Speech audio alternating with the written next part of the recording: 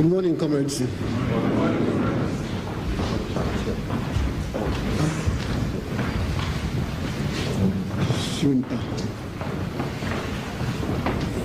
Shouldn't we sing that great hymn? That's right.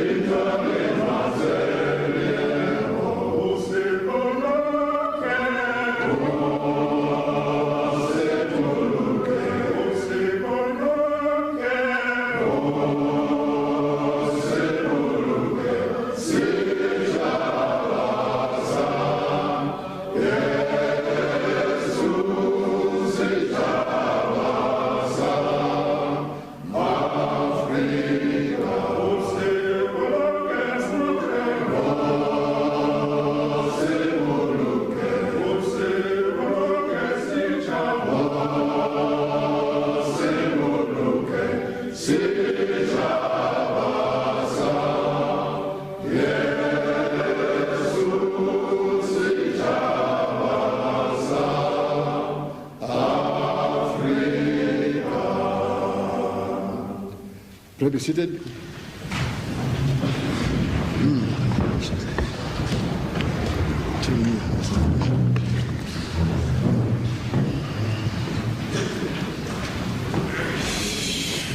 Shouldn't we really bring these two comrades in front here? In some chairs here.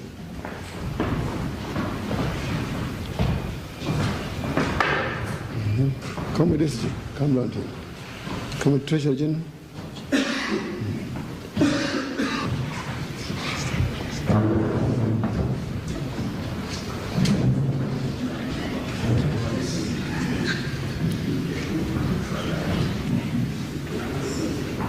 Are they the ones who voted? Are they the ones who voted? No? Yes, but so yes.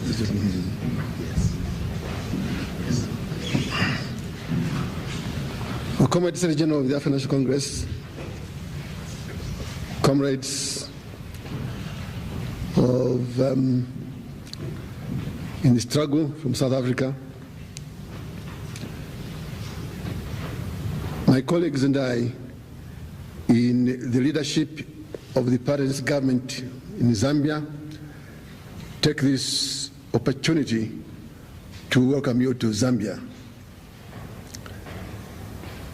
This is obviously an important get-together because as things stand now in South Africa, we in Zambia believe that these consultations between the African National Congress and various patriotic organizations within South Africa is of paramount importance.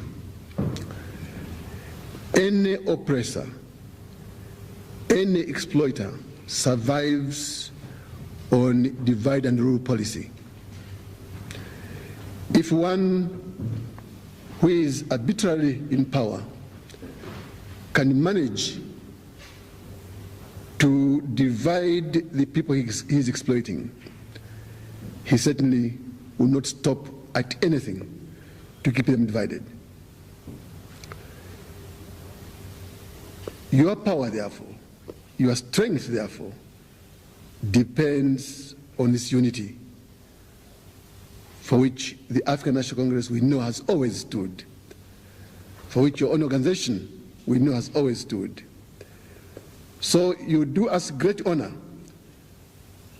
by coming to Zambia to consult with the leadership of the African National Congress. Your country is going through a very, very difficult time. I said to Mr. de Klerk when I met him in Livingstone, one of our towns, that I believed he was a sincere man. I believed he was an honest man. But I did not know whether he was going to assess, analyze the problems of apartheid as the black man sees them and feels them.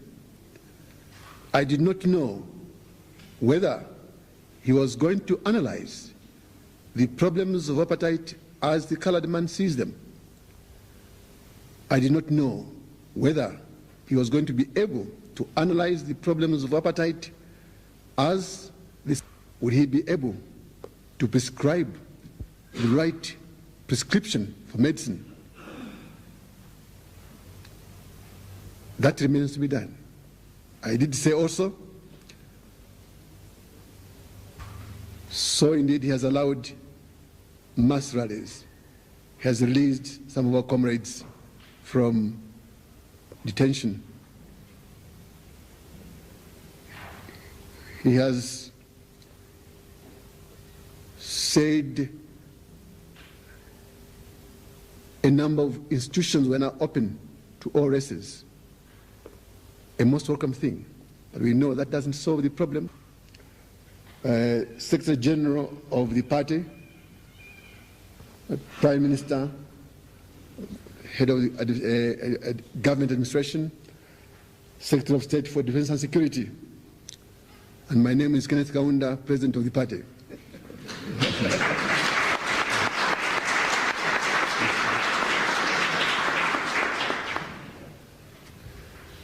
We bring you together here, comrades, only to have a meal together very quickly, so that as you go back to your country, do know Zambians support your cause because it is a just cause. And looking at the audience here, our audience here, just as we know of the African National Congress, it is truly multiracial or non-racial. We welcome this very much indeed, because man is not important because of his color. Man is important because, in our view, he is made in the image of God, and no one has the right to defy that. So, comrades, welcome to Zambia. I hope you have been feeling at home, because this is your other home. Thank you very much indeed.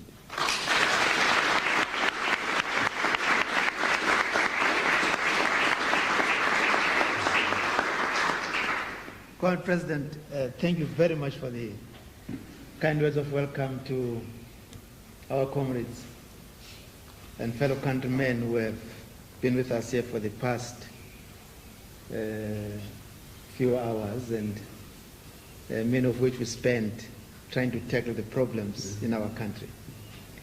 Now, we've started rather late, Comrade President, and we're not going to make a lengthy statement. But one of the comrades who's here with us here is Comrade Harry Gwala, a senior leader of our people. He was just been recently released from imprisonment. In fact, when they released him just now, he was already doing a second stint in prison. He had been there before, released, and of course, after release, he undertook his so-called terrorist activities again, and he went back. And when he got there this time, unfortunately, he was struck by some illness, which we've been trying to grapple with, which has affected the use of his arms. Mm-hmm. But it was felt that Comrade Harry Gwala should take the opportunity on behalf of our comrades from home, and of course all of us, to say a few words of appreciation for this opportunity to the President. The people that are here, Comrade President, are those who had received, our leaders who had recently released, who had organized that historic rally, and of course, in their own right, leaders of the various sectors of our democratic movement, Democratic Trade Union, United Democratic Front, the youth. I noticed that the youth leader has just come in. Maybe he overslept. And he must be criticized very badly for that. But we've got all these sectors that are here of our people who had come to share with us certain ideas.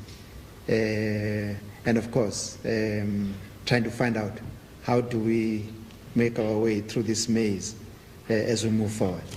If you, with your kind permission, Comrade President, we shall ask Comrade Harry Gwala to say a few words. Comrade President,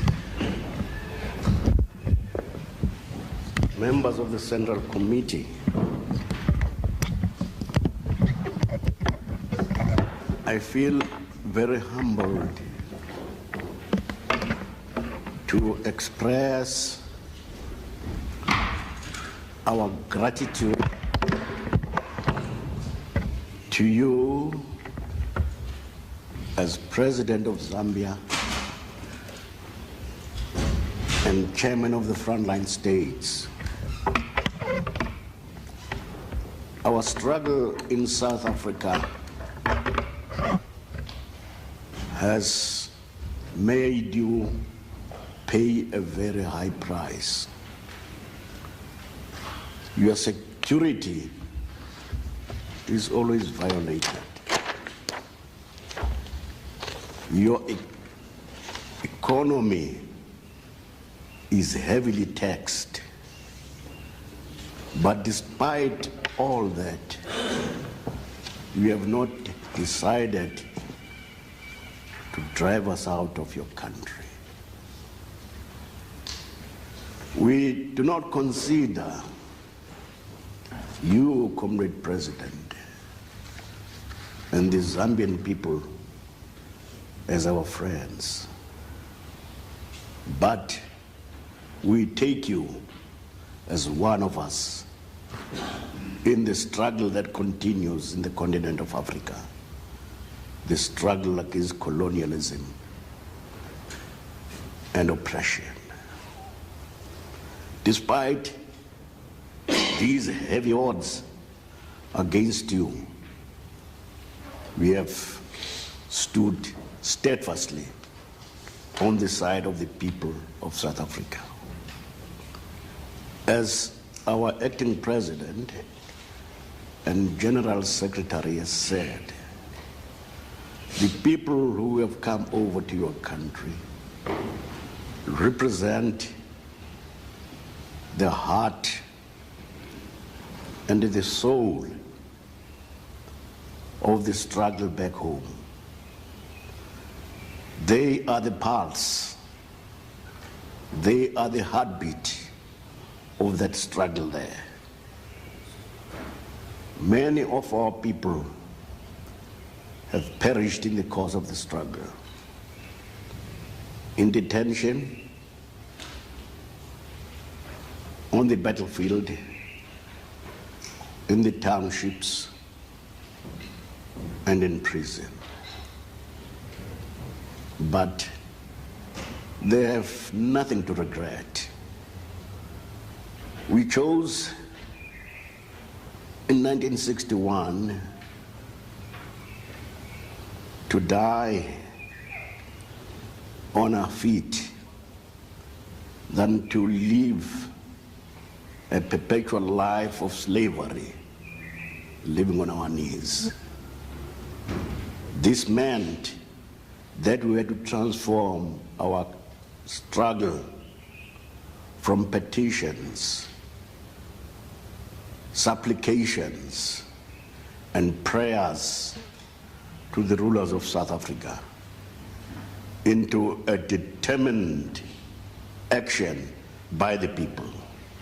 Our action back home is taking many forms. And one of those forms is the armed struggle. Now in